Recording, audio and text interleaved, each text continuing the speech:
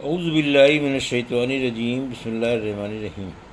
الحمد للہ رب العالمین، والصلاة والسلام علی سید المرسلین و خاتم النبیین، اما بعد۔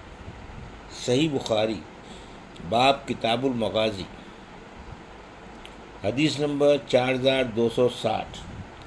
غزوہ موتا کا بیان جو سرزمین شام میں سن 8 ہجری میں ہوا تھا۔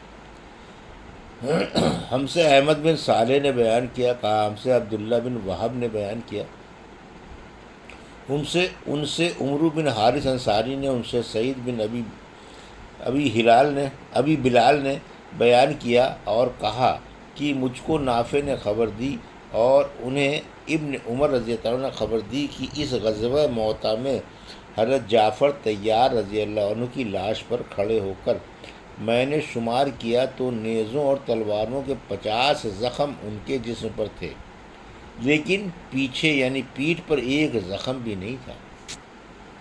حدیث نمبر 4261، اردو ترجمہ۔ ہمیں احمد بن ابی بکر نے خبر دی، انہوں نے کہا ہم سے مغیرہ بن عبد الرحمن نے بیان کیا، ان سے عبداللہ بن سعد نے بیان کیا، ان سے نافع نے اور ان سے عبداللہ بن عمر رضی اللہ عنہ نے بیان کیا کہ رسول اللہ صلی اللہ علیہ وسلم نے غزوہ موتا کے لشکر کا امیر زید بن حارثہ رضی اللہ عنہ کو بنایا تھا۔ حضور صلی اللہ علیہ وسلم نے یہ بھی فرما دیا تھا کہ اگر زید رضی اللہ عنہ شہید ہو جائیں تو جعفر امیر ہوں گے، اور اگر جعفر رضی اللہ عنہ شہید ہو جائیں تو عبداللہ بن رواحہ امیر ہوں۔ عبداللہ بن عمر رضی اللہ عنہ نے بیان کیا کہ اس غزوے میں بھی شریک تھا۔ بعد میں جب ہم نے جعفر کو تلاش کیا تو ان کی لاش ہمیں شہداء میں ملی اور ان کے جسم پر کچھ اوپر 90 زخم نیزوں اور تیروں کے تھے۔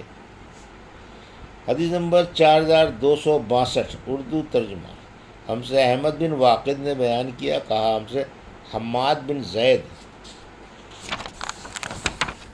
نے بیان کیا، ان سے ایوب سختیانی نے، ان سے حمید بن بلال نے اور ان سے حضرت انس بن مالک رضی اللہ عنہ نے بیان کیا کہ رسول اللہ صلی اللہ علیہ وسلم نے زید جعفر اور عبداللہ بن رواحہ کی شہادت کی خبر اس وقت صحابہ کو دے دی تھی جب ابھی ان کے متعلق کوئی خبر نہیں آئی تھی۔ آپ فرماتے جا رہے تھے کہ اب زید جھنڈا اٹھائے ہوئے ہیں، اب وہ شہید کر دیے گئے ہیں، اب جعفر نے جھنڈا اٹھا لیا اور وہ بھی شہید کر دیے گئے، اب ابن رواحہ نے جھنڈا اٹھا لیا، وہ بھی شہید کر دیے گئے۔ آن رسول وسلم کی آنکھوں سے آنسو جاری تھے۔ آخر اللہ کی تلواروں میں سے ایک تلوار خالد بن ولید نے جھنڈا اپنے ہاتھ میں لے لیا اور اللہ نے ان کے ہاتھ پر فتح عنایت فرمائی۔ حدیث نمبر 4263، اردو ترجمہ۔ ہم سے قریبہ بن سعید نے بیان کیا، کہا ہم سے عبد الوہاب بن عبد المجید نے بیان کیا، کہا کہ میں نے یحییٰ بن سعید سے سنا، کہا کہ مجھے عمرہ بن عبد الرحمن نے خبر دی، کہا کہ میں نے حضرت عائشہ رضی اللہ عنہ سے سنا، انہوں نے بیان کیا زید بن حارثہ، جعفر بن ابی طالب اور عبداللہ بن رواحہ کی شہادت کی خبر آئی تھی۔ آن رسول اللہ صلی اللہ علیہ وسلم بیٹھے ہوئے تھے اور آپ کے چہرے سے غم ظاہر ہو رہا تھا۔ حضرت عائشہ رضی اللہ عنہ نے بیان کیا کہ میں دروازے کی دراڑ سے جھانک کر دیکھ رہی تھی، اتنے میں ایک آدمی نے آ کر عرض کیا، یا رسول اللہ، جعفر رضی اللہ عنہ کے گھر کی عورتیں چلا کر رو رہی ہیں۔ آن رسول اللہ نے حکم دیا کہ انہیں روک دو۔ بیان کیا کہ وہ صاحب گئے اور پھر واپس آ کر کہا کہ میں نے انہیں روکا اور یہ بھی کہہ دیا کہ انہوں نے اس کی بات نہیں مانی۔ پھر اس نے بیان کیا کہ حضور صلی اللہ علیہ وسلم نے پھر منع کرنے کے لیے فرمایا۔ وہ صاحب پھر جا کر واپس آئے اور کہا قسم خدا کی وہ تو ہم پر غالب آ گئی ہیں۔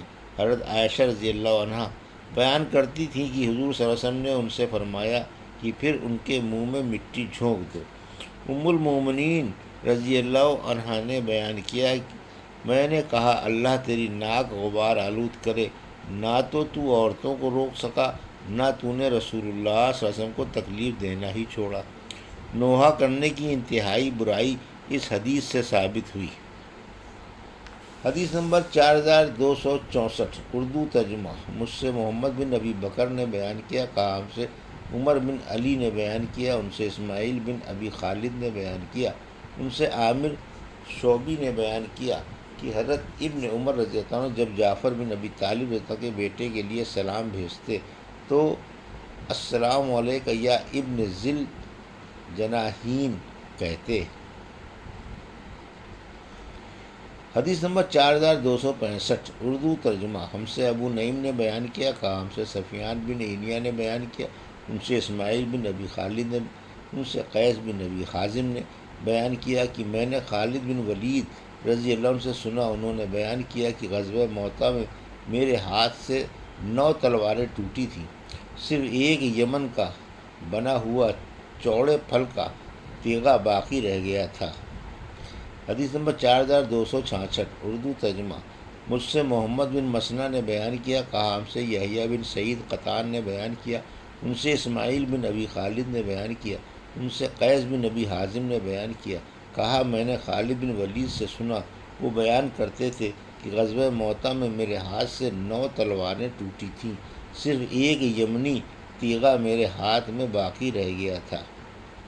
حدیث نمبر 4267 اردو ترجمہ۔ مجھ سے عمران بن میسرہ نے بیان کیا، کہا ہم سے محمد بن فضیل نے بیان کیا، ان سے حسین بن عبد الرحمن نے، ان سے عامر شعبی نے اور ان سے نعمان بن بشیر نے کہا عبداللہ بن رواحہ رضی اللہ عنہ ایک مرتبہ کسی مرض میں بے ہوشی طاری ہوئی تو ان کی بہن عمرہ والدہ نعمان بن بشیر یہ سمجھ کر کہ کوئی حادثہ پیش آ گیا عبداللہ بن رواحہ رضی اللہ عنہ کے لیے پکار کر رونے لگیں، ہائے میرے بھائی، ہائے میرے ایسے، اور یوں سے ان کے محاسن اس طرح ایک ایک کر کے گنانے لگیں۔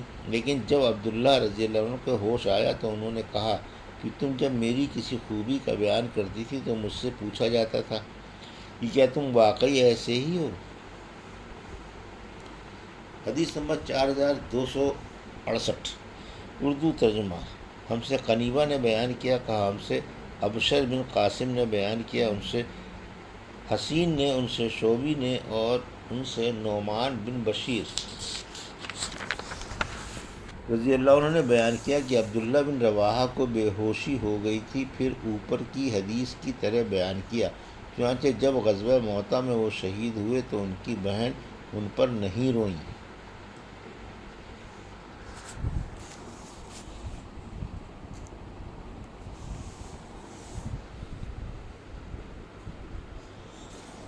حدیث نمبر 4269 اردو ترجمہ۔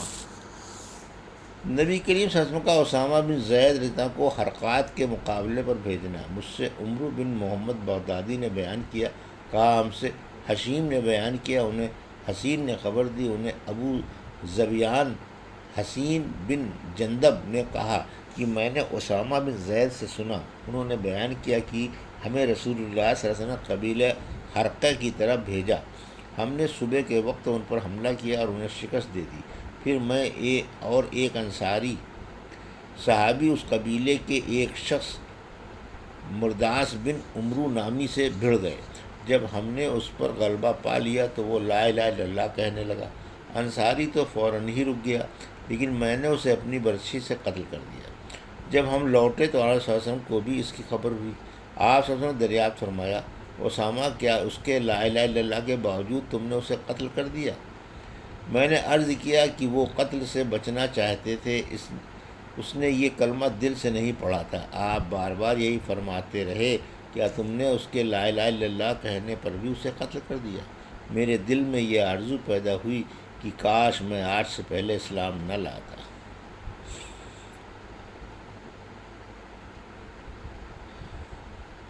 حدیث نمبر 4270 ہم سے قنیبہ بن سعید نے بیان کیا، کہا ہم سے حاتم بن اسماعیل نے بیان کیا، ان سے یزید بن ابی عبید نے بیان کیا اور انہوں نے سلمہ بن اکو سے سنا، وہ بیان کرتے تھے کہ میں نبی کریم صلی اللہ علیہ وسلم کے ہمراہ 7 غزووں میں شریک رہا ہوں اور 9 ایسے لشکروں میں شریک ہوا ہوں جو آپ نے روانہ کیے تھے، مگر آپ خود ان میں نہیں گئے۔ کبھی ہم پر ابو بکر امیر ہوئے اور کسی فوج کے امیر اسامہ ہوئے۔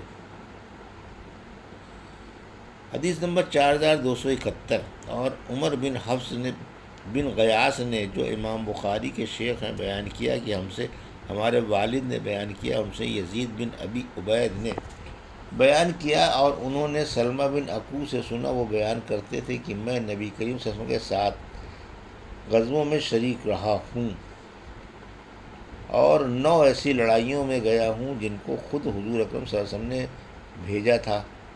کبھی ہمارے امیر ابو بکر ہوتے اور کبھی اسامہ رضی اللہ عنہ ہوتے۔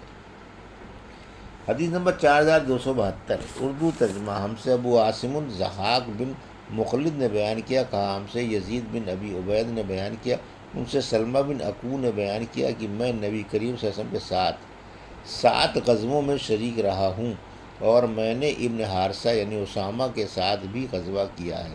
حضور اکرم صلی اللہ علیہ وسلم نے انہیں ہم پر اسیر بنایا تھا۔ حدیث نمبر 4273، ہم سے محمد بن عبداللہ نے بیان کیا، ہم سے حماد بن مسعدہ نے بیان کیا، ان سے یزید بن ابی عبید نے، اور ان سے سلمہ بن عقو رضی اللہ عنہ نے کہ میں نبی کریم صلی اللہ علیہ وسلم کے ساتھ 7 غزوے کیے۔ اس سلسلے میں انہوں نے غزوہ خیبر، غزوہ حدیبیہ، غزوہ حنین اور غزوہ ذات قرد کا ذکر کیا۔ یزید نے کہا کہ باقی غزووں کے نام میں بھول گیا۔ یہ تھی صحیح بخاری باب کتاب المغازی کی حدیث نمبر 4260 سے 4273 کا اردو ترجمہ، جو ابھی آپ نے سماعت فرمایا۔ اللہ سے دعا ہے کہ اللہ ہمیں ان حدیثوں کی صحیح سمجھ کے ساتھ عمل کرنے کی توفیق عطا فرمائے، آمین یا رب العالمین۔